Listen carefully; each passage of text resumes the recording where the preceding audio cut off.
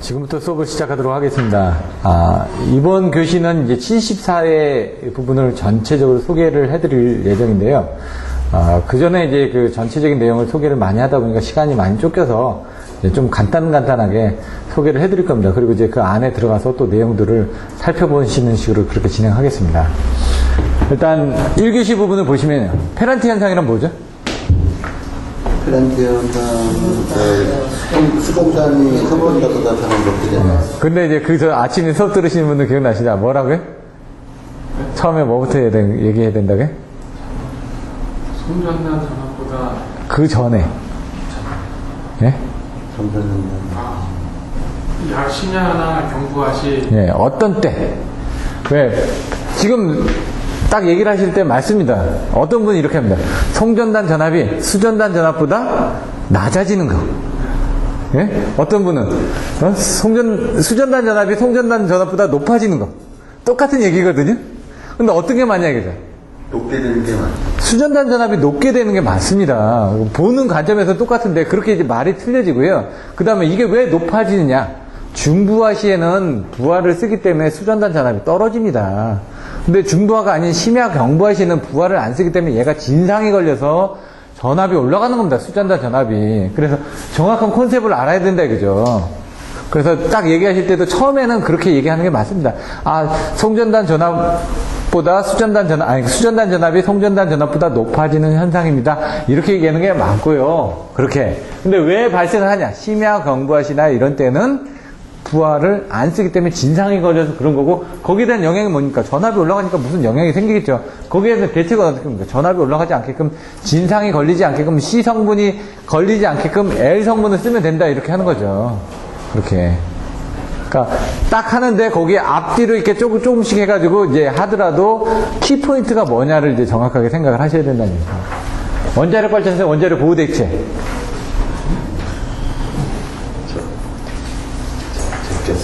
예? 이거 딱 나왔을 때 긴단업이 내주 생각하시면 되는데요. 원자로 같은 경우는 1레벨, 2레벨, 3레벨 해가지고 다 제어가 되게끔 돼 있고요. 보이드 효과, 도플러 효과 해가지고 그때 오난 해가지고 설명을 드렸죠. 제가 보이드 효과하고 도플러 효과가 잘 이해가 안 돼가지고 인터넷에서 찾아봤더니 이해가 잘 되더라고요. 자기 스스로 온도가 올라가면 다시 냉각이 되고 냉각이 올라가면 다시 또 올라가고 이런 식으로 자기 스스로 자기 제어성을 가지고 있는 게 보이드 효과고 도플러 효과입니다. 처음에는 제가 잘 이해가 안 됐는데 인터넷 찾아서 그래서 여러분들이 이런 것들도 제꼈다고 하는데 사실 관연도 문제 부분은 들고는 가셔야지만 됩니다. 새로운 부분이 아니더라도. 제가 최근에 원자력 부분이 적게 나오고는 있지만 원자력은 그래도 가져가셔야지만 됩니다. 수력은 당연히 가져가셔야죠. 수력, 화력 이런 것들은 다 나오니까. 하지만 원자력을 최근에 안 나와서 제껴주셨지만 원자력에 대해서는 기본적인 거는 들고 가셔야 된다는 얘기예요. 원자로의 종류들이 어떻게 되고 원자로에서 문제가 되는 부분들이 뭐가 있고 구성이 어떻게 돼 있고 원자로의 사인자 공식이라든가 원자로의 보호 대책이라든가 원자로의 환원 부분이라든가 이런 부분들 그런 내용들 정도는 가져가셔야 된다는 얘기입니다. 개통 상태의 변화를 그림으로 그리시죠. 이게 문제가 이게 맞았었네. 개통 설비의 운전 및 고장에 따라서 상태의 변화를 그림으로 그리시죠. 이게 뭔가 있었던 것 같은데 제가 이거 한번 보고요. 요거 같은 변압기 P 임피던스 2권선이냐 3권선이냐에 따라 변환하는 부분들을 이거 했던 거기 때문에 어렵지는 않고요. 퍼센트 임피던스 개념 뭐라고요? 퍼센트 임피던스는 2차 측으로 단락한 상태에서 예. 1차 측의 전격 전력을 흔들렸을 때에 나타나는 전압의 드롭감. 예. 예. 근데 이제 그 부분이 이제 실제로 이제 시험 방법을 이제 말씀하신 거고, 퍼센트 임피던스 시험 방법을 해서 계측하는 부분은. 근데 그렇게 하면은 좀 알아듣기가 힘든 거예요. 퍼센트 임피던스는 전체 전압분의 이 임피던스 전압 강화를 얘기하는 겁니다. 그래서 전체 전압이 2분의 임피던스 전압 강화 ZI를 그냥 퍼센트 임피던스로 표시를 하는 게 낫고, 퍼센트 임피던스 시험 방법에서 얘기하신 것처럼 원래는 이제 2차 측에 암페어를 걸고 단락시킨 상태에서 1차 측의 전압 강화 부분, 1차 측의 전격 전류를 흘려서 2차 측의 전격 전류를 흐를 때 1차 측의 전압 부분을 전격 전류로 나눈 게, 전격 전압으로 나눈 임피던스 전압 강화 부분이 되는 거죠, 사실은.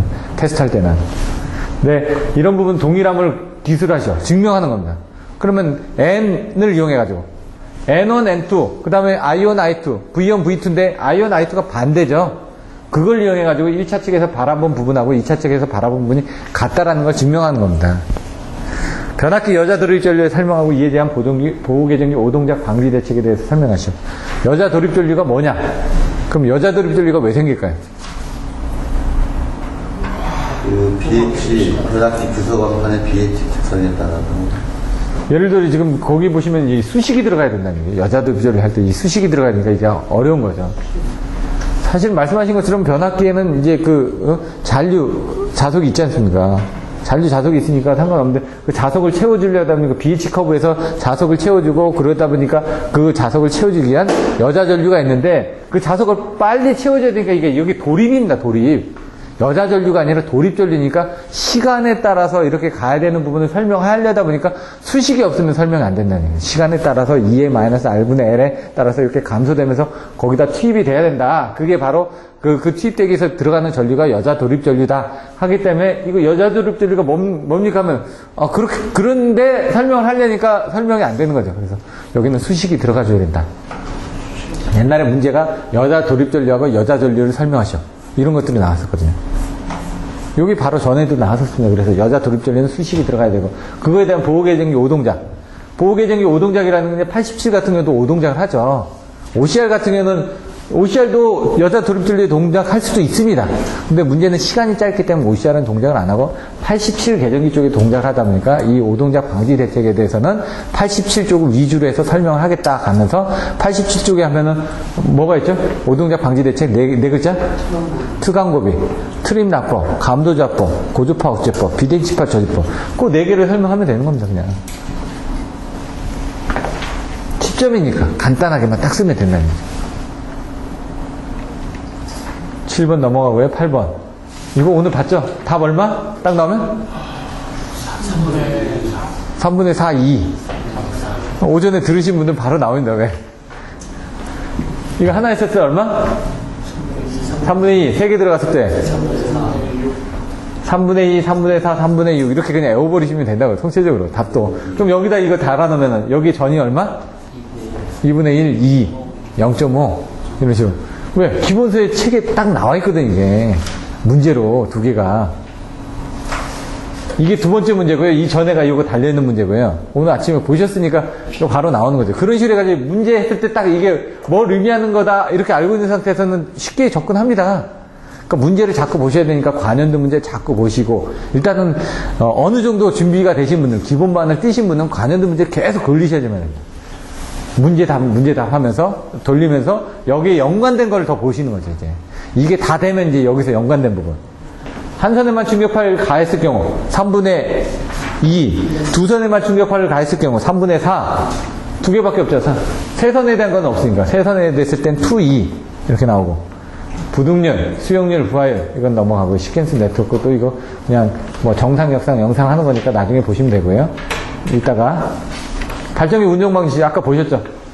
근데 여기서 좀 틀려진 게 주파수 변화와의 관련성 하니까 이제 조금 헷갈리죠. 발전기 회전체의 운전 방정식인데 발전기 운전 방정식이 DT 자성분의 D 자성 세타는 뭐 N분의 오메가 뭐 PI-PN 세타죠. 요거는 이제 나옵니다. 주파수 변화의 관련성. 이건 뭘까요? 얘는 안정도 쪽에서 나왔다고 하면 안정도 쪽에서 발전기 운동 방정식에 대해서 논하는 쪽에 나왔다고 그러면 얘는 어딜까요? 얘는 전력계통 쪽에서 나온 겁니다. 전력계통 쪽에서 지금 말씀하신 것처럼 AFC 쪽이 되는 겁니다. 자동 주파수죠. 왜? 발전기가 주파수 변화가 되면 주파수가 올라가면 어떻게 되죠?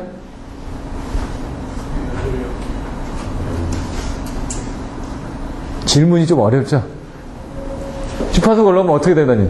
그럼 뭐 때문에 주파수가 올라갔냐 이건데 사실은 부하가 떨어졌으니까 주파수가 올라간 겁니다. 주파수가 올라가면 어떻게 되냐 이거는 좀 난해한 질문입니다. 부하가 떨어졌으니까 주파수가 올라갔죠? 이런 식으로 이제 여러분들이 답을 할 수가 있어야 된다는 얘기예요. 문제 자체가 어려운 문제입니다. 지금 난이성이 있는 문제가 오더라도 여러분들이 그게 왜 그럴까 하고 이렇게 생각을 해야 되는데 단답식으로 아까처럼 뭐 운동방정식은 잘 되는데 주파수 변화하니까 이게 어려운 거죠. 그래서 이거는 PF 컨트롤입니다. PF 컨트롤인데 말씀하신 것처럼 PF 컨트롤에서 부하가 움직이니까 주파수가 변하는 겁니다. 그래서 여기서 이제 그 부분에 대해서 이제 설명하면서 그림으로 이렇게 뭐 PF 컨트롤 하는 부분 하면서 발전기 제어 부분에 따라서 발전기 자기 제어성 부분 나오고 AFC 해가지고 이렇게 넘어가야 되는데 여기는 10점짜리니까 그런 부분이 아니라 간단하게 발전기 PF적인 제어 부분만 설명을 해주면 끝나겠다는 얘기죠. 풍력 발전의 개통 연계 구성도. 이거는 25점짜리를 했을 때는 깊이 들어가야 되는데 간략히 설명을 하고 했으니까. 풍력 발전이 되면은 이게 직렬형이 있고 뭐 병렬형이 있고 뭐 하이브리드형이 있고 이렇게 나중에 구성이 나눠져 있는데 얘는 풍력 발전을 하게 되면 뱃셀 그때 뭐였죠? 이게 타워 부분이 있고 밑에가 뭐였죠? 예? 타워, 라스텔, 허브. 예. 타워가 있고 라셀 부분이 있고 여기 허브 부분이 있고요. 용어들이 헷갈리는데 옛날에 다 외웠었는데 러셀 부분에 지금 보시면은 발전기가 들어가 있습니다. 일부는 러셀 안에 변압기가 들어가 있습니다. 변압기가 밑에 있는 경우는 여기서 내려와야 되지 않습니까? 내려오려면은 이 부분 DC니까 여기서 아예 다 붙어가지고 여기서 발생시킨 다음에 여기서 변압을 해가지고 밑으로 내려서 여기 배전 쪽에서 해서 넘어가는 경우가 많습니다. 그래서 이쪽의 부분은 이 밑에 부분이 커지면은 돈이 많이 들어가니까 그리고 또 여기 부분이 커지면은 이 밑에 부분도 커지거든요. 이걸 초소형하게 한 부분이 키셀입니다. 러셀 부분을. 러셀 부분은 작게 만드는 게 가장 중요한 부분이에요. 그래서 거기를 이제 좁게 만드는 거죠. 그리고 밑에 이제 타워 부분을 이제 해주고. 근데 얘가 딱 보면 딱 두 가지가 있습니다. 그러니까 러셀, 그러니까 타워가 러셀에 달려있는 날개가, 암이 돌면서 뭔가를 발생시키겠죠. 그게 이제 DC 부분이 되겠죠. 그럼 DC 부분을 AC로 바꿔가지고 다시 개통을 올려줍니다. 이 개통 연계 구성도라는 게 DC 부분이 있는 데가 있을 거고 AC 부분이 있는 데가 있을 겁니다. 그래서 DC하고 AC 부분이 어떻게 구성되어 있고 그게 개통에 어떻게 연결되어 있는지 연계라는 부분이 그거거든요. 내가 발전해서 팔아먹겠다는 게 연계입니다. 내가 혼자 쓰는 건 연계가 아닙니다. 그래서 내가 팔아먹으려면 DC를 발생시켰으니까 분명히 AC를 연결하고 그 다음에 얘 설비가 동작을 하기 위해서는 내가 발전을 안 할 때는 거꾸로 받아서 동작을 해야 되는 부분이 있으니까 AC 계통도 내 계통에 연결이 돼 있을 겁니다. 그거에 어떻게 연결돼서 계통하고 어떻게 연결이 돼 있느냐 이 얘기죠. 그러면 내가 계통을 연결하는 부분이고 내가 AC를 쓰는 부분, 내가 DC를 해서 이렇게 해서 계통을 연결하는 부분인데 얘는 그렇게 안 돼 있고 그걸 옆으로 이렇게 돌려서 그림을 그려져 있는 겁니다. 태분한의 정리, 밀만의 정리 이거는 보셔야 되고요. 밀만의 정리는 이렇게 Y로 해가지고 쪼개서 놔둔 거고 태분한의 정리는 한 번은 뭐 단락했다가 한 번은 개방했다가 이렇게 주고받으면서 태분한 저항하고 태분한 전류를 해가지고 저항하고 전압을 해가지고 계산하는 그런 부분이죠. 노튼의 정리도 있고 태분한, 노튼, 밀만 이런 것들은 한 번은 정리를 해주셔야죠. 간단하게. 저도 헷갈립니다. 막 보면서 안 쓰니까 회로 이론적으로 써먹어야 되는데 안 쓰니까 계산 문제를 안 하니까. 사고 파급의 원인 대책 시스템 붕괴. 사고 파급의 원인 대책 시스템 붕괴 이 부분도 제가 보기에는 나올 때가 됐는데요. 사고 파급 시스템 붕괴하면 저는 원인이 뭐냐? 유무 가사의 유효 전력 변동에 의한 PF니까 주파수 변동. 무효 전력 변동에 의한 전압 변동. 송전선 가부하 사고에 의한 부분 유무가사의 이가 뭐였더라? 이상전압. 이런 식으로 해가지고 키워드를 가지고 그 다음에 또 넣어서 이렇게 가주셔야지만 됩니다. 왜? 사고 파급의 원인 이런 부분들이 잘 이해가 안 되다 보니까 이런 문제에 대한 키워드 부분도 한번 생각을 해 주실 필요는 있다는 얘기죠. 전력계통의 정확한 해석. 이건 집입니다. 집. ZIP. 일정 임피던스 모델, 일정 전류 모델, 일정 전력에 대한 모델별로 해가지고 P하고 V하고 관계가 어떻게 되는지. 이상전압의 발생 과정에서 나온 진행파의 기본 수식, 파동 임피던스, 전파 속도를 구효하시오. 아침에 보셨죠? 진행파의 기본 수식이 어떻게 되죠? 예? 파동 임피던스는 어떻게 되어 있죠? 예? 그럼 파동 임피던스가 뭔가요?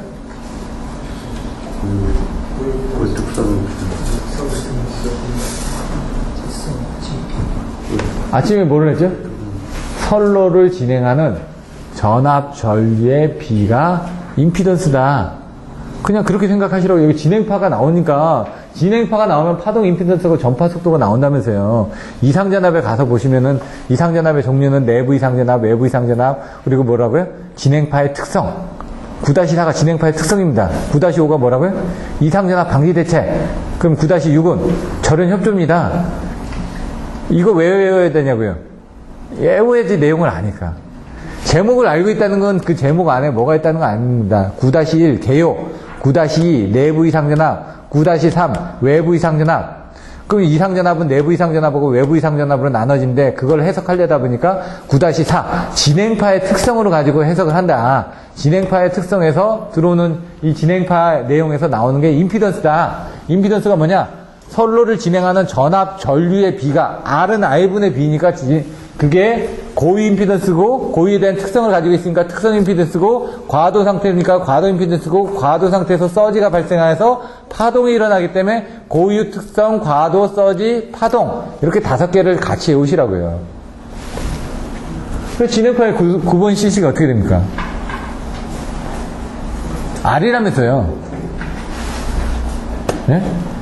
이거 진행파 부분은 이제 여기서는 EI 플러스 ER은 ET 해가지고 나오고 입사파하고 반사하고 투과파에 대한 그런 내용들을 설명하라는 겁니다. 수식이, 진행파의 기본 수식이. 거기서 뭐 그 종단이 개방이 되거나 접지가 됐을 때 또 전파되는 내용들이 틀릴 거 아닙니까? II 플러스 IR은 IT, EI 플러스 ER은 ET 이렇게 나오는데 여기서는 이상전압의 발생과 전파에서 나는 진행파의 기본 수식을 유도하라고 했으니까 그런 식으로 나오는 거는 진행파의 반사와 투가고 여기는 진행파의 특성에서 어떻게 합니까? E가 나와야 된다고요. 네? 전압이 나오면은 여기서 전압에 대해서 이걸 채워주기 위해서 콘덴서가 나온다. 진행파의 기본 수식이라면 여긴 L과 여기 C가 있고 L과 C가 있고 그럼 여기까지 전압을 이 X 구간까지 전압 E가 걸려 있고 요 DX 구간만큼 여기 전압이 추가로 연결돼야 된다. 그러면 여기 뭡니까? 여기를 채워주기 위해서 전하가 흘러가야 된다고요. 전하는 어떻게 되죠? DQ는 예? EC DX입니다. 어떻게 하라고요? 여기 전압이 걸려 있으니까 요 다음에 전압이 걸리려면 어떡합니까? 여기 C 성분에다가 전압을 걸어줘야지 여기 뭔가 전하가 들어갈 거 아닙니까? 그 C 성분하고 이 앞에 E 성분이 있으니까 이 여기 걸리는 전하는 EC DX입니다. 그럼 전하가 흐르면은 여기 전류가 흐르겠죠. 전류는 I는 요 EC 그대로 내려오고요.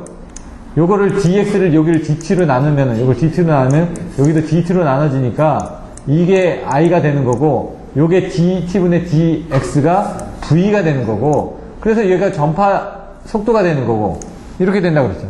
전하, 전류, 그 다음에 뭐가 나온다고요? 자소. D파이가 나온다고요. D파이는 뭐라고요? I L, D, X. 근데 이거를 또 T로 나누면은, 이게 뭐라고요? 전압이 된다고, 이게. 전압이 되면서, E는 I, L, V가 나온다고요. 그러면서 E하고 I하고 관계, 이게 지금 진행파에서 Z, 오메가는 뭐 해가지고, 나온다고요. E하고 I하고 하면서 나오면 뭐 이게 지금 Y분의 Z가 되고, 여기는 C분의 L이 되고, 그래서 여기 있던 C하고 L이 이렇게 돼서 나온다고요. 진행파의 특성에서. 이게 보시면 이상 전압의 진행파의 기본 수식을 유도하고 파동 임피던스 및 전파 속도를 구하시오. 그럼 파동 임피던스하고 전파 속도를 구할 때는 가공선에 대한 전파 속도, 파동 임피던스 구하고 지중선에 대한 파동 임피던스 전파 속도 구하라고요. 예를 들어 지금 케이블의 파동 임피던스 얼마예요? 루트 입실론 S분의 1에 곱하기 138 로그 11m라는 스몰 R분의 라지 R 케이블에서는 전파 속도는 케이블의 전파 속도 루트 입실론 S분의 1에 3 곱하기 10에 5승 km/s 10의 8승 m/s나 10의 5승 이게 30만이라고. 그러면 가공선과 지중선 중에 어떤 게 더 큰가요? 값이? 그러면은 지중선은 가공선의 몇 프로 정도 되죠? 중량중량이 30인가? 30? 아니요. 60%에서 70% 정도로 떨어집니다. 50% 정도. 네, 50%. 6할에서 7할. 왜? 입실은 S분의 1만큼 떨어지는 거니까. 정전 용량 이거 필요 없습니다. 수식 똑같은데 뭐가 지금. 입실은 S만큼 떨어지니까 가공선은 뭐라고요? 공기 중에 매체에서 전달이 되는 거고, 전달 매체가 그거고, 지중선은 절연체에서 전달되지 않습니까? 그 절연체만큼의 어떤 저항 성분이 있어서 떨어진다. 그래서 여기 보시면 진행파 같은 건 가공선에선 뭔가 충격이 가면 더 많이 인가가 되는데 지중선에선 그 충격이 가면 덜 인가가 되죠. 그래서 어떻게 됩니까? 가공선과 지중선이 만나는 곳에다 피레기를 해놓고 발변소의 출입구에다가 피레기 해놓고 고압 쪽에 뭐 변압기나 그쪽에다 또 피레기 해놓고 이렇게 해서 피레기의 설치 조건 4군데 있지 않습니까? 그런 식으로 외우셔야 되고. 제가 사실 여기에 대해서 시간을 많이 안 들이고 넘어가려고 했는데 여러분들이 좀 뭔가 나와야지 이게 넘어가죠. 왜냐면 여기서 간단하게 하고 넘어가면 어차피 뒤에 와서 또 해줘야지만 됩니다. 여기서 여러분들이 좀 더 머릿속에 정리를 해놓고 가셔야지 뒤에 가서 그게 눈에 보이죠. 차단 용량 이번에 시험 문제 나왔던 겁니다. 유사하게 나왔었죠? 이번에. 근데 약간 문제가 좀 이상하다라는 그런 4교시 6번 문제로 나왔었는데 말들이 많았었죠. 이번에 뭐 그 지리 뭐 8번 문제 해가지고 합격자를 붙이니 마느냐인데 산업인력공단은 절대 그런 거 없습니다. 그러니까 신경 쓰지 마시고, 네? 소송에서 이긴 적 없으니까. 그래서 이제 소송을 했기 때문에 요즘은 계산 문제가 잘 안 나오는 겁니다. 몇 사람이 소송을 걸었거든요, 사실. 그러면서 이제 합격자가 좀 줄어든 것도 있습니다, 사실은. HVDC 딱 나왔는데 장점을 10개 쓰라고 했습니다. 10개를 못 쓰겠더라고요. 제가 한 7개까지 썼는데. 그게 기술이라는 얘기죠. 10개를 쓰라고 하면 10개를 써야지만 됩니다. 까라면 까야죠. 나눠서. 여기 이따 보시면 별거 없습니다. 10개가. 문제에서 10개를 주어졌다 그러면 10개를 못 쓰면 감점입니다. 무조건. 그러니까 이런 거에서 점수가 차이가 난다는 얘기죠. 피레기 역할이 뭐죠?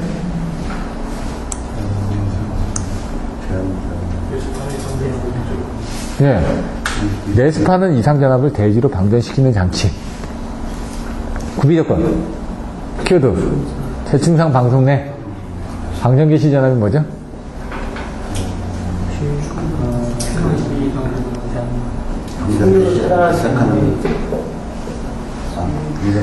그럼 속류를 차단할 수 있는 최고의 허용전압이 뭡니까? 전격전압입니다, 지금. 지금 방전개시 전압을 물어봤는데 전격전압을 얘기하고 계십니다. 그럼 제한전압은 뭐죠? 방전하고 피레기 남게 되는 네. 그러니까 이상전압 내습 시 피레기가 방전하고 피레기 단자 간에 남게 되는 전압. 여러분들 헷갈려 하시는 게 전격전압이 뭔지. 저도 헷갈립니다. 상용주파 허용 단자 전압은 뭘까요? 그게 전격전압입니다. 상용주파 허용 단자 전압이 전격전압입니다. 전격전압의 정의가 뭐라고? 속륜을 끊을 수 있는 최고의 교류 전압의 실효값. 실효값입니다. 이렇게. 예, 정의를 정확하게 쓰셔야지만 됩니다. 이게 막 헷갈린다는 얘기예요. 그러니까 피레기 하면 전격전압 반드시 아셔야 되고요. 전격전압은 상용주파 허용 단자 전압하고 똑같은데 전격전압의 정의는 속류를 끊을 수 있는, 그러니까 하여튼 그 계통 내에서 걸릴 수 있는 최고의 단자 전압입니다. 결국 단자 전압은 그 교류의 실효치라는 얘기입니다. 이게 파고치가 아니라. 파고치하고 실효치하고는 몇 배 차이가 나죠? 루트 2배가 차이가 납니다. 파고치는 저 위고 실효치는 요 밑에입니다. 얘가 1이면 얘는 0.707이고 얘가 1이면 얘는 1.414입니다. 루트 2배만큼 차이가 납니다. 충격비는 어떻게 되죠? 충격 방전 개시 전압을 뭐로 나눈다고요? 상용주파 방전 개시 전압으로 나눈 겁니다. 자, 그러면 피레기 제한 전압은 아까 나왔죠? 제한 전압 37 방법. 제한 전압과 절연협조 경제성. 1번하고 2번은 쉬운데 3번 가니까 또 어렵네. 절연협조가 뭐죠? 예. 예. 지금 다 합리적이고 그런 부분 조금 더 들어가면 되죠? 예, 피레기의 제한전압을 기준으로 하여 계통 내 각 기기가 정연된 절연 체계를 갖추도록 하는 거. 이렇게 했었는데, 피레기만 가지고는 뭐 제대로 보호할 수 없기 때문에 합리적 경제적으로 격차를 둬가지고 계통 내의 각 기기가 정해진 정규 체계를 갖추도록 하는 거 뭐 이런 식으로 딱 돼 있고 경제성 같은 경우도 아까 좀 얘기한 것처럼 필기 하나 가지고는 안 되니까 뭐 그런 식으로 이제 물고 가는 겁니다. 말은 다 틀려진데 개념은 비슷하기 때문에 여러분만의 개념을 가지고 쓰시면 됩니다. 여러분만이 가지고 가서 설명할 수 있는 거, 여러분만이 다른 사람한테 설명할 수 있는 걸 가지고 만들어 나가셔야 된다는 얘기죠. 저는 그래서 절연협조 나오면 무조건 필기 제한전압을 넣으라고 얘기를 합니다. 왜? 그게 없으면 말이 안 되니까. 내가 설명할 때 860, 750, 650, 460 이게 뭐라고요? 절연? 절연 강도 비교표. 이렇게. 절연협조의 정의가 나오고, 그 다음 뭐가 나온다고요? 절연협조의 합리화 방안이 나오면서 피해와 애기가 나오고요. 그 다음에 뭐가 나온다고요? 절연 계급이 나오고, 절연 강도의 비교를 나온다고요. 절연 계급이 나오면서, 그게 뭐 40호다 나오면서, 뭡니까? 기준 충격 절연 강도가 나오면서 750, 이런 게 나오면서 절연 강도를 비교를 한 겁니다. 절연 강도를 비교해서 만들다 보니까 860, 750, 650, 460이 나오고, 그 다음에 3, 4, 5는 1367, 1175, 1050, 690, 765는 2610, 2250, 2050, 1380. 제가 오늘 아침에 몇 번 얘기했습니까, 이게? 지금도 얘기 못 하시잖아요. 몇 번씩 얘기했는데. 그러니까 흐름을 딱, 이 문제가 절연협조가 나오면 난 이렇게 쓰겠다. 흐름을 내어버리는 겁니다, 그냥. 이게 모범 답안이 되는 거죠. 그러면서 필요한 것들을 거기다 사이사이다 넣어야죠. 근데 그 여러분들이 아는데 안 나오는 겁니다, 지금. 여러분이 알고 있는 게 순서적으로 안 나오니까 제가 해드리는 건 그걸 끄집어내는 겁니다, 지금. 자꾸 얘기하면서 이런 문제 나왔을 때는 어떻게 쓰시겠습니까? 저라면은 여기다 이런 거 좀 더 넣고, 지금 모범 답안지가 이렇게 돼 있다고 하지만 저는 요걸 좀 더 쓰고 싶습니다. 여러분들이 가져갈 수 있는 것만 가져와서 쓰시면 됩니다. 3교시.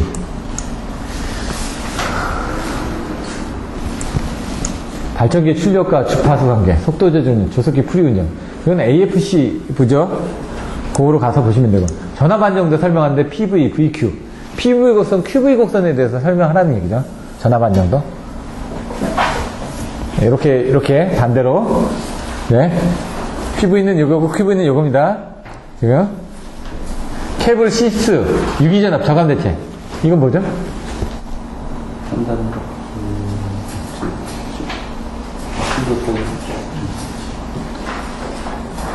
케이블에 왜 시스에 유기전압이 발생할까요? 시스 자전체 이상전압이 미분 병선에 쉽게 생각하면 전압이 나온다는 건 접지가 안 돼 있기 때문에 전압이 나오는 겁니다. 도치에 전류가 흐르면서 그 자속에 의해서 시스가 쇠로 되어 있다는 건 거기에 전류가 유기돼서 전압이 생기는 겁니다. 그렇기 때문에 이 전압을 저감하려면 어떻게 된다? 차폐를 해주는 것밖에 없습니다. 근데 차폐의 개념이 아니라 이거는 뭐냐, C 성분에 대해서 균등하지 않게끔 나오는 거예요. 차폐는 이 시스가 차폐하는 역할을 하는데 여기다 또 차폐를 못 하자는 거예요. 차폐된 케이블에 전압이 걸리는 거니까.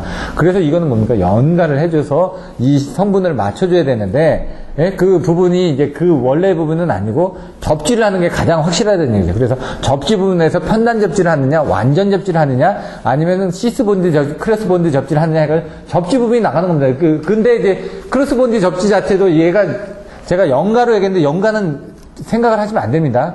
연가는 이제 정전유죠. 전자에도 그 개념에서 연가를 설명드린 거고, 여기서 무조건 접지입니다. 접지밖에. 전압이 떴기 때문에 전압을 없애주려면 접지밖에 없죠. 그거를 이제 가지고 하면서 이제 뭐 피레기 부분에 대한 접지가 어떻게 됐느니 하면서 이제 또 내용들이 나오죠. CCPU가 나오고 뭐 이런 식으로 이제 전체적으로 나오는 것들이 있습니다. 4번은 생략을 하겠습니다. 벡터도 수식을 이용해요. 근데 이거 예제 7-3번 해가지고 25점짜리를 나온다고요. 이거는 반드시 알아두셔야지만 됩니다. 저도 알아놨다가 보면 또 잊어버립니다. 이게 방법이 두 가지가 있거든요. 예제 7-3으로 푸는 쉬운 방법이 있고, 그 다음에 교과서에 나와 있는 걸로 푸는 삼각함수로 해서 푸는 어려운 방법이 있습니다. 근데 두 가지 다 알아주셔야 되는데, 삼각함수로 푸는 건 좀 어렵기 때문에 안 되실 경우는 요거는 반드시 알고 가셔야 된다는 얘기예요. 이거로 풀어도 점수 나오거든요. 물론 25점은 안 줄 수는 있습니다. 뭐 15점이 주더라도 점수는 받을 수 있으니까. 19 한 페이지밖에 안 되거든요. 전기 품질 향상을 위한 대책. 뭐가 있을까요? 전기 품질. 근데 배전계통인데, 이게. 송전계통에서는 전기 품질이 필요 없다는 얘기죠. 배전계통에서는 손실이 많이 생기기 때문에 전기 품질이 많이 생기는 거고요. 그럼 이 전기 품질 향상을 위한 대책이 뭐가 있을까요? 전기 품질이 뭐가 있죠? 품질에 대한 플리커.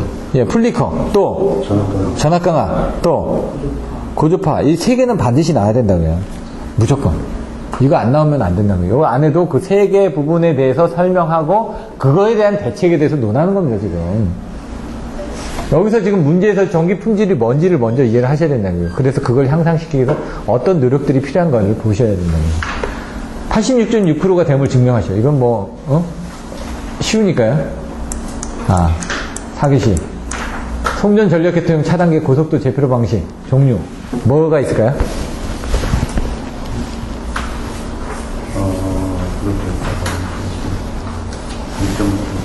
그렇게 예?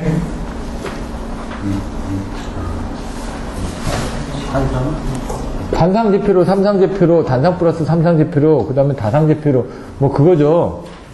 고속도 제표로 할 때. 근데 이제 1호사로 물어본 문제가 저번 주에 있었지 않습니까? 1호사 쪽에 대해서는 단상하고 삼상만 쓰여지고, 그 다음에 단상하고 삼상을 같이 쓰거나 이런 것들은 3, 4, 5 쪽에서 쓰여지기 때문에, 다상 쪽은 7, 6에서 쓰여지기 때문에, 10점짜리로 나왔을 때는 그 단상하고 삼상만 쓰는데, 여기 25점짜리로 나왔으니까 다 써야죠.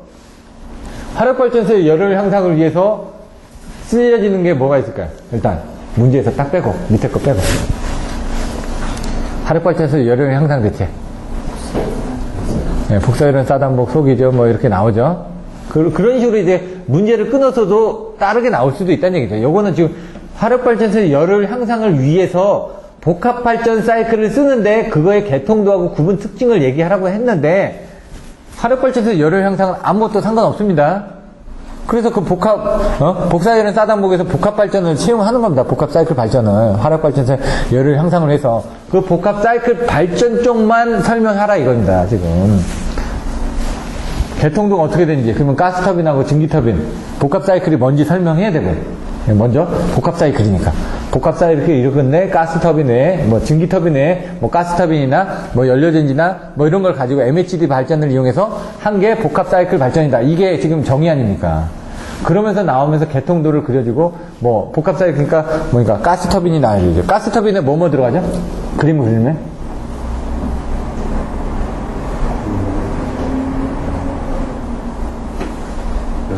연료가 들어가죠. 그 다음에 공기 압축기가 들어가죠. 가스터빈에 그 공기 압축기가 들어가야만 됩니다. 연료가 가스가 들어오는데 그걸 그냥 떼면 안 된다고요. 공기 압축기가 있어도 공기를 같이 넣어서 터보화 해가지고 빠지고 난 다음에 그 뒤에 뭐가 나옵니까? HRSG가 나오죠. HRSG에서 뭡니까? 증기 쪽을, 증기 터빈 쪽으로 증기를 공급하는 거 아닙니까? 그러면서 이제 그 추기가 어떻게 되는지 그런 내용들이 또 나오고요. 그런 내용들을 가면서 구분이 어떻게 되고 특징이 어떻게 되는지 그런 내용들이 나오는 겁니다, 지금. 개념을. 전력계통 해석 관련 상용 패키지. 제가 이때 시험을 봤거든요. 그때. 제가 이거 열심히 잘 썼습니다. 제가 딜러를 했으니까. 예? 상용 패키지를 제가 팔았으니까. 제가 이거 전력기술협회에다 이것도 저기로 기재했었거든요. 우리, 전력계통 해석 관련 상용 패키지에 뭐 현황 해가지고 2001년도 10월, 11월인가? 그때에서 2달 동안 연재가 됐습니다. 답은 썼죠? 근데 이거만 쓰면 뭐합니까? 나머지가 점수가 안 좋아집니다. 한 문제 가지고 합격하는 게 아닙니다. 모든 걸 다 기본 점수를 가져가야 되니까. 근데 이게 한 번은 또 나올 때가 됐습니다. 이렇게 한 번 나왔다는 건 지금 나온 지가 좀 됐죠? 그 이후에는 안 나왔습니다. 그래서 한 번 정도 또 나올 때가 됐습니다. 요거는 넘어가겠습니다. 계산 문제는. EMS의 계층제어 구성과 미래의 구성 방안에 대해 지시를 하죠. EMS는 에너지 매니지먼트 시스템이죠. 이거 할 때 그림이 딱 나와야 된다고요. 적체지 신경주 하면서 6장에 나왔던 전력계통 6장에 있는 그림이 나오면서 밑에 뭐 배전 자동화, 그리고 중간에 변전소 자동화, 상위에 에너지 매니지먼트 해가지고 개통 운전 자동화 이런 부분이 나와 있죠. 그렇게 개청지의 구성이 나와 있는데 그거의 구성과 기능이라고 했는데 그 구성을 이제 하다 보니까 그런 개념을 써주시고 그 다음에 NCC, RCC, HRCC, WIS 해가지고 그 그림을 옆에다 또 그려주시고 기능 뭐가 있죠? 기계 발급 안자원 해가지고 기본 기능 그거 해서 딱 넣어주시고 미래 부분은 미래 구성 방안이 아까 했던 그 제가 얘기했던 그 적체직 신경주 말고 마지막에 그 전력계 통공학의 맨 뒤에 보시면 이렇게 나와 있죠? 배전 자동화 있고 밑에 변전수 자동화 있고 그 EMS를 해가지고 구성되어 있는 그런 미래 구성 방안에 대해서 설명하면서 가야 된다는 얘기죠. 변압기 병렬 운전에 있어서 꼭 만족해야 될 조건들이 뭐가 있죠?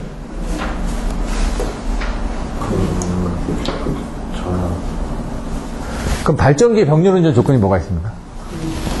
퀴즈 파상. 그럼 변압기 병렬 운전 조건은 뭡니까? 상공각 극전 게이트. 만족시켜야 될 건 상공각 극전인데 만족시키면 좋은 조건은 Z죠. 임피던스는 틀려도 상관없습니다. 이게 뭐냐? 꼭 만족시켜야 될 거. 만족시키면 좋은 조건. 꼭 만족시켜야 되는 거. 상권 극전 각. 이 부분이 꼭 만족시켜야 될 거고요. Z 부분은 만족시키면 좋은 거고 이런 식으로 이제 앞에 부분은 꼭 만족시켜야 되는 거. 뒤에 거는 뭐 임피던스 틀린다고 변압기 병렬 운동 못 하나요? 그러면 예를 들어 변압기 임피던스가 1번은 5%, 2번은 6%입니다. 근데 용량은 똑같습니다. 부하 분담을 누가 더 많이 할까요? 예? 작은 쪽이 많죠. 왜? 임피던스가 작으니까 힘이 작으니까 얘가 저쪽에서 밥 더 달라고 그러면 더 줄 수밖에 없어요. 힘이 작으니까. 임피던스가 작다는 건 힘이 작죠? 그러니까 부하 분담을 더 많이 합니다. 그래서 나중에 변압기 병렬 운전을 할 때는 소용량의 변압기의 퍼센트 임피던스를 키워주지 않으면 얘가 용량도 작은데 임피던스 작다 보니까 더 과부하가 걸립니다. 그러니까 소용량의 변압기 임피던스를 키워줘야지만 병렬 운전을 하더라도 그 변압기 쪽에 과열이 안 됩니다. 덜 된다는 얘기죠. 근데 임피던스 용량이 작으면은 변압기 용량도 작죠. 그래서 그런 것들은 변압기 병렬 운전을 하지 말란 얘기죠, 결국. 근데 이제 변압기 병렬 운전을 하더라도 단시간으로 하는 건 상관없습니다. 변압기가 견딜 수 있는 시간들이 있으니까. 자, 그럼 좀 빨리 넘어가 보겠습니다. 또, 페란치 현상 뭐라고요? 여기 나왔죠. 심야 경부하시나 무부하시는데 뭐라고요? 장거리 송전술로해서 어디에서, 언제, 어디서 누가 무엇을 어떻게 하냐? 언제? 밤에? 누가? 예? 송전선이 어디서? 장거리에서? 이런 식으로. 그러니까 이제 장거리 송전선로에서. 아까 이게 단거리에서는 페란치 현상이 나오나요? 안 나온다는 얘기죠. 그러니까 페란치 현상이라는 뒤에만 생각해서 수전단 전압이 높아진 현상만 쓰실 게 아니라 그 앞에 언제 발생하냐? 심야 경부하시나 무부하시에 발생하고 또 어디에서 발생하냐? 장거리 송전선로에서 발생한다. 이렇게 하나하나 이렇게 여러분들이 다 써가셔야 된다는 얘기죠. 중요한 건. 근데 저는 여기서 여기까지만 얘기했습니다, 일단. 요 다음 거는 이제 여러분들이 여기서 딱 보고 나면은 이제 이해를 하시니까. 그때 얘기하는 것보다 계속 가면서, 여기는 이거 더 넣어야 되는데, 여기 더 넣어야 되는데, 왜? 여러분들한테 많이 설명해봐야 한 번에 못 받아들이거든요? 그러면 여기다 하나씩 더 붙여나가는 겁니다. 마찬가지로 여러분들도 하나씩 붙여나가셔야지만 됩니다. 지금 요거 대답했죠? 수전단 전압이 높아진다는 건 대답했습니다. 제가 얘기했으니까, 심야 경부하시는 거 대답했죠? 이제 장거리 송전술라는 건 여러분들이 이제 머릿속에 넣으셔야죠. 그러면 그 다음에 뭐가 돼야 된다고? 중부하시에 대해서 해석하는 부분 나와야 되고, 경부하시에 해석하는 부분 나와야 되고, 이렇게 해서 두 개를 비교를 해서 왜 문제가 되는지. 그래서 대책으로는 이 C값을 없애주기 위해서 L, 션트 리액터를 넣어주는데, 션트 리액터를 3, 4, 5kV 몇 MV? 200MV. 1호사는 몇 MV? 100MV. 23kV 몇 MV? 30MV를 투입을 하고 있다. 이런 것들까지 넣어주셔야지만 이제 점수 차이가 나겠죠. 실무적으로. 자, 빨리빨리 넘어가 보겠습니다. 원자력 발전의 안전대책. 아까 뭐라고 1레벨, 2레벨, 3레벨 해가지고 있는데 뭐라고요? 여기 원자력 고유의 안정성은 보이드 효과, 도플 효과에서 얘가 자기가 스스로 핵분열을 감소하고 온도 저하면서 자기가 스스로 고유의 안정성을 가지고 있다. 요 보이드 효과하고 도플 효과는 저번에 한번 설명드렸으니까 다시 한번 보시고요. 저도 좀 이해가 안 됐었는데 인터넷을 찾아보니까 얘가 스스로 안정화되는 겁니다. 왜냐면 물의 밀도가 내려가다 보니까 중성자의 감속이 나빠지기 때문에 핵분열이 감소가 되는 겁니다. 스스로. 이거는 중성자를 또 많이 흡수를 하다 보니까 핵분열이 감소하는 거예요. 얘는 물의 밀도가 내려간다. 물의 밀도가 내려가는 거는 얘가 더 탄탄해진다는 얘기예요. 더 탄탄해지니까 뭔가 잘 통과를 못하는 겁니다. 뭔가 꽉 뭉치니까 얘가 넘어가지를 못하니까 이런 부분이 잘 안 되는 거죠.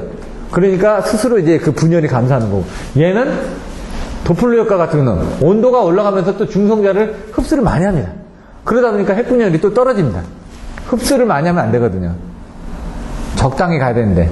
그러니까 이제 고속 중성자에서 열 중성까지 가는데 그 사이에 얘가 중성자를 저쪽으로 많이 넘겨줘야 되는데 얘가 많이 흡수해버리면 저쪽으로 넘어갈 게 없지 않습니까? 열 중성자를 가지고 열을 발생시키는데 중성자를 내가 많이 흡수했다는 건 고속 중성자가 가지고 있는 에너지가 열 중성자로 넘어가는데 그 중성자를 내가 많이 가져와 버리면 열을 낼 게 없지 않습니까?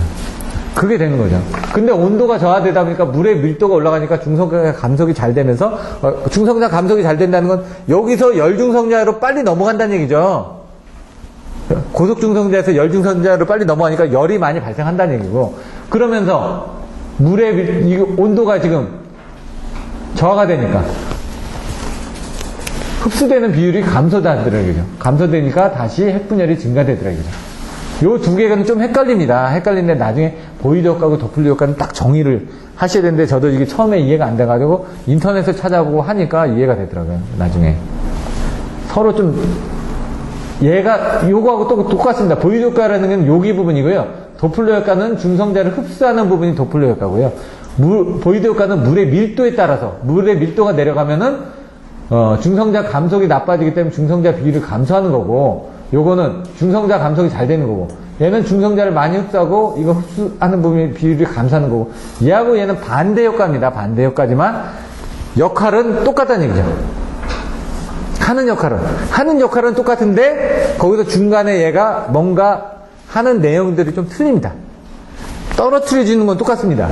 핵분열을 감소시키는 건 떨어뜨려주는 건 똑같은데 하나는 중성자 비율이 감소되고 하나는 중성자를 많이 흡수하고, 이게 좀 어폐가 안 맞죠. 하지만 각각이 되면서 그 두 개가 같이 되면서 같이 떨어뜨려주고 같이 올려주고 한다는 얘기입니다. 긴단호비 내주, 긴급장치, 다중보호벽, 1보호벽부터 5보호벽까지 이거 외우시고, 그럼 펠릿이 있고 그 다음에 해결료 피복관이 있고, 펠릿이라는 게 이렇게 보시면 긴 거거든요. 연필치처럼 긴 거기다 넣어놓는 겁니다. 연료를. 그리고 거기를 피복관으로 해서 쇳덩어리도 쌓아놓고, 그 다음에 어떻게 됩니까? 또 콘크리트에다 넣어놓고, 그 다음에 또 뭡니까? 또 강철로 넣어놓고, 그 다음에 뭐, 또 콘크리트에다 넣어놓고, 또 그 다음에 강철로 넣고, 그 다음에 또 마지막에 콘크리트를 해서 비행기가 갖다 부딪혀도 안에 원자로 쪽에는 문제가 없게끔 만드는 거죠. 근데 일본에서는 어떻게 되냐? 지진이 일어나고, 지진이 일어나서 파괴된 상태에서 쓰나미가 들어와서 정지가 되다 보니까, 뭐 지진이 일어나니까 외부에 다 부서졌지 않습니까? 그 당시에 쓰나미가 들어오면서 그 안에가 파괴가 되면서 그 안에 있던 냉각수에서 이걸 해줬어야 되는데 부서지니까 냉각수가 빠져나갔죠. 빠져나간 상태에서 얘가 원자로가 발열이 되면서 얘가 폭발이 일어나진 않았지만은 그때 이제 뭐 횟수가 넘어오면서 그거를 자동적으로 제어할 수 있는 시스템이 멈춰버리는 겁니다. 정전이 되면서 문제는 보호할 수 있는 시스템이 있었는데 그 쓰나미 때문에 정전이 되면서 그걸 제대로 못 해주다 보니까 방사능이 유출이 되고 그 왔던 물에 의해서 바깥으로 방사능이 유출이 됐던 거죠. 그냥 특이한 케이스죠. 거기 보시면 그걸 한전에서 분석해 놓은 게 있습니다. 한전에서 이런 부분 때문에 뭐 히로시마 쪽에 대한 그런 부분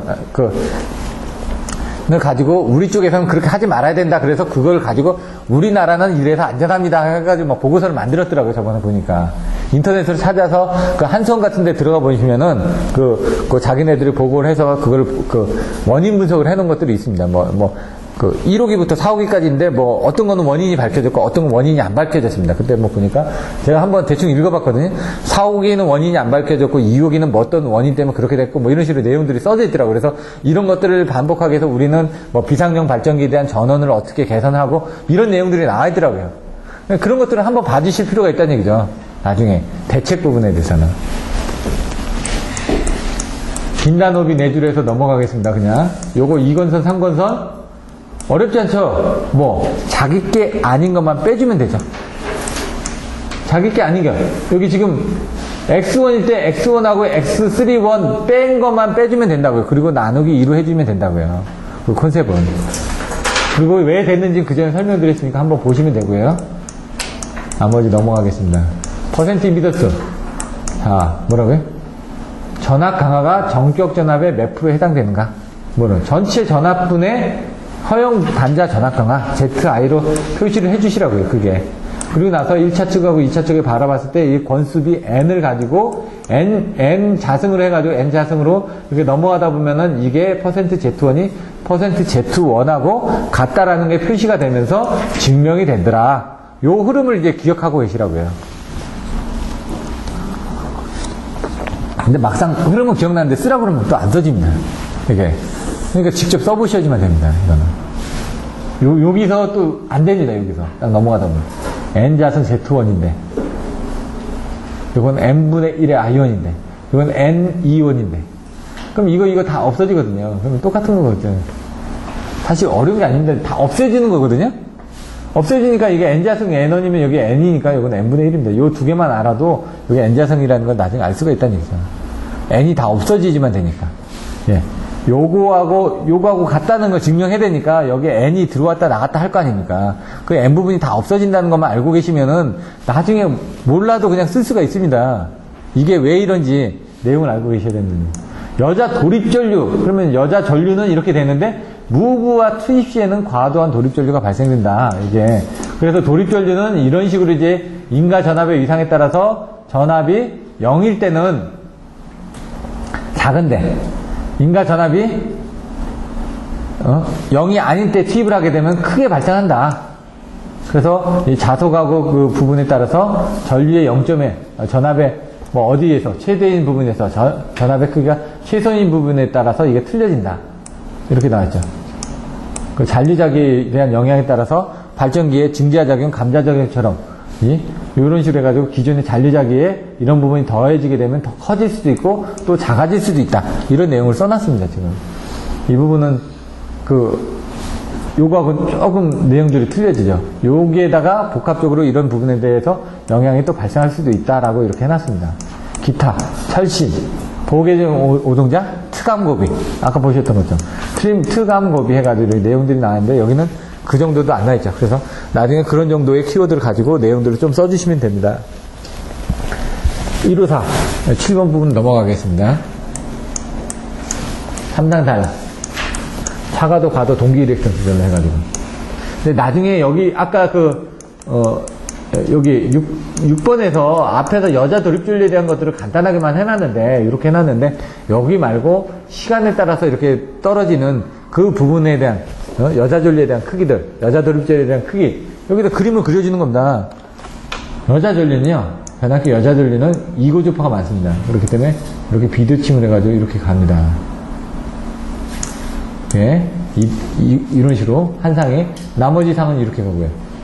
가운데 상은 이렇게 가고, 세 상을 그리면. 근데 한 상만 그리는 겁니다. 그래서 이고조파를 포함하고 있기 때문에, 아까 보호계전기 쪽에서 이고조파, 오고조파 부분에 대한 대책이 들어가야 되는 할 때 이런 그림들도 넣어주시라는 얘기죠. 전달 효과가 좋게끔.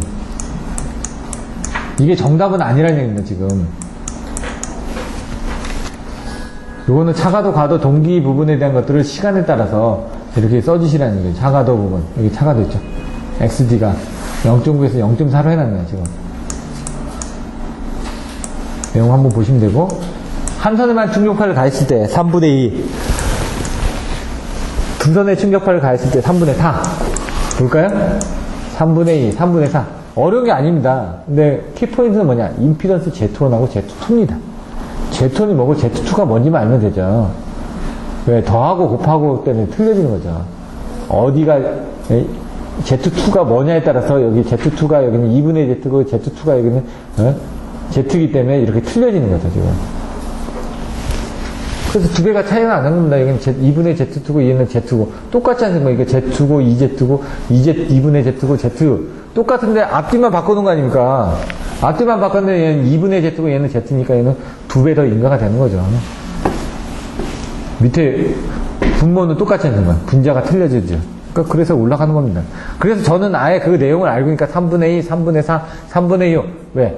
여기 갔을 때는 여기 Z가 되면서 여기는 0이 되거든요. 3분의 Z가 되면서 0이 되니까. 여기는 없지 않습니까? 그러니까 이 0이니까 이 0 부분을 없애주기 위해서 가야 되니까.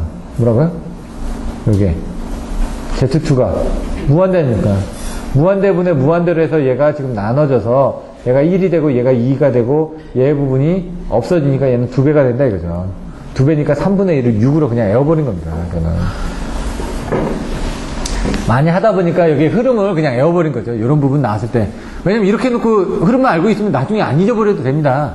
안 잊어먹어집니다. 아, 요거는 0.5, 요거는 3분의 2, 3분의 4, 3분의 6. 나중에 보시면 저 12장에 가면 분산 손실계수 이런 내용들 나오죠. 그런 것들도 다 에워버리는 겁니다. 그냥. 왜? 나중에 신경 쓰기 힘드니까. 근데 애우는 게 이게 어려운 게 아니거든요. 그냥 개념적으로 이게 세 개가 들어왔으니까 그때는 이렇게 될 거야 라고 생각하고 있다가 똑같은 문제 나왔을 때는 쉽게 쓰고, 물론 이제 그러면 응용은 좀 힘들겠죠. 하지만 이렇게 하면서 이게 왜 나왔는지 흐름을 이해하고 있다 보면은 얼마든지 다른 문제가 나오면 삽니다. 왜냐면 똑같은 문제가 나오기 때문에. 배정계통에서 부등률 부하율 뭐 이런 것들 넘어가겠습니다. 수행률은. 상상 발전기 시퀀스. 이것도 뭐냐. 역상일 때는 이렇게 하고 정상일 때는 이렇게 하고 역상일 때는 이렇게 된다. 여기 보시면은 A상, B상, C상. 이게 뭐라고요? 이게 정상회로입니다. 영상은 A상, B상, C상. 이걸 그림을 이렇게 그려놨죠. 그냥 이렇게. A상, B상, C상. 그걸 합했으니까 얘는 스칼라 합이 되는 거고. 얘는 벡터 합이 되는 거고. 얘는 스칼라입니다. 영상은. 얘는 벡터입니다. R상, S상인데 뭐라고? 시계 반대 방향이기 때문에 얘가 240도가 되는 겁니다. B상이. 또는 마이너스 120도가 되는 거죠. 얘는 120도고요. 이게 정상입니다. 근데 B상이 여기 가서 보시면 어떻게 됩니까? B상이 120도가 되죠. 그럼 이게 역상이 되는 거죠. 왜? 반대로 돼야지 되니까. 상현이 240도가 나오려면 반대로 들어야 되지 않습니까? 시계의 반대 방향을 기준으로 하고 있습니다. 정상은. 이거는 불변의 진리인데 우리나라는 반대로 보죠. 네. 시계 방향으로 A상, B상, C상으로 보는 겁니다. 근데 그건 아닙니다. 시계 반대 방향으로 120도, 120도 이렇게 되는 겁니다. 얘는 플러스 120도가 되는 거고 얘는 마이너스 120도가 되는 겁니다. 이 그림을 그려서 보시면은 이렇게 되면 A상이 이렇게 돼 있다. 그럼 B상은 어떻게 되는 거예요? 여기서 가죠. C상은 이렇게 가죠.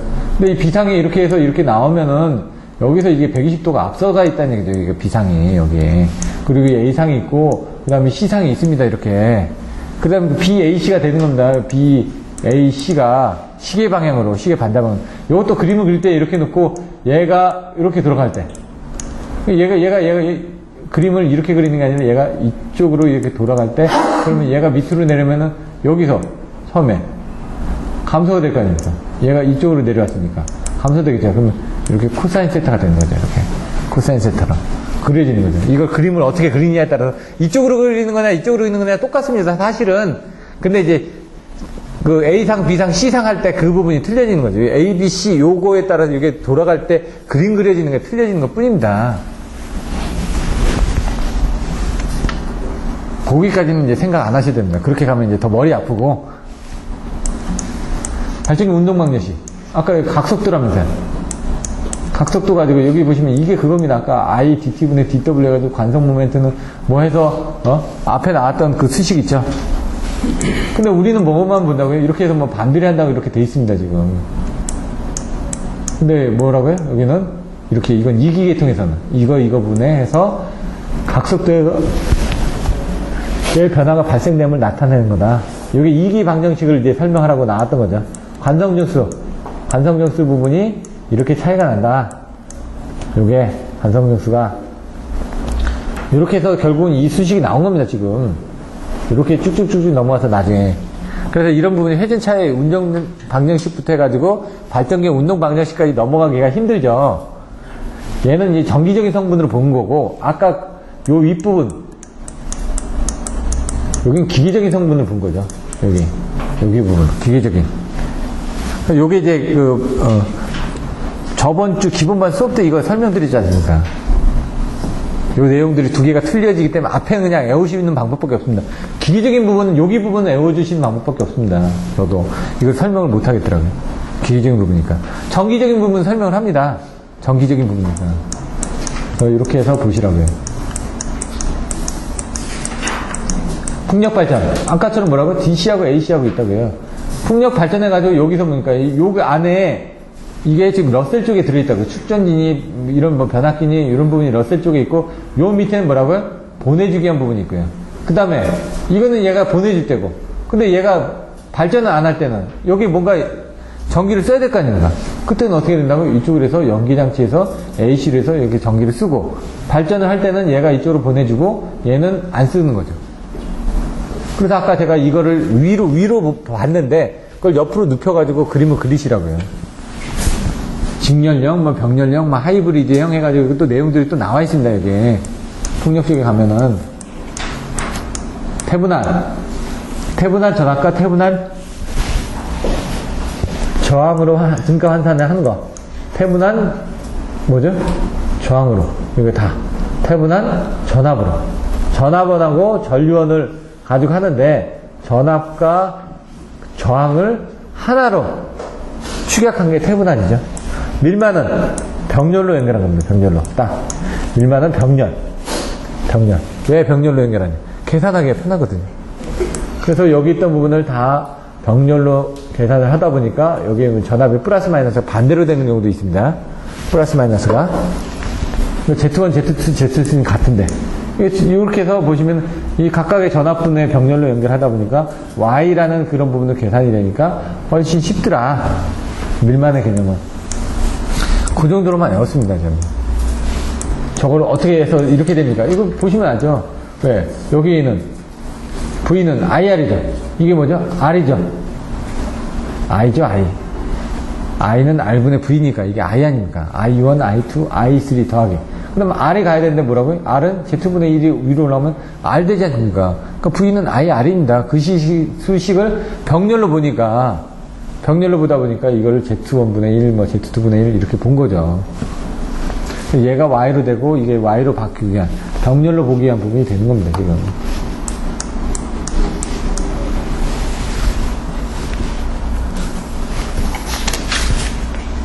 이 교시는 잠깐 쉬었다가 하도록 하겠습니다.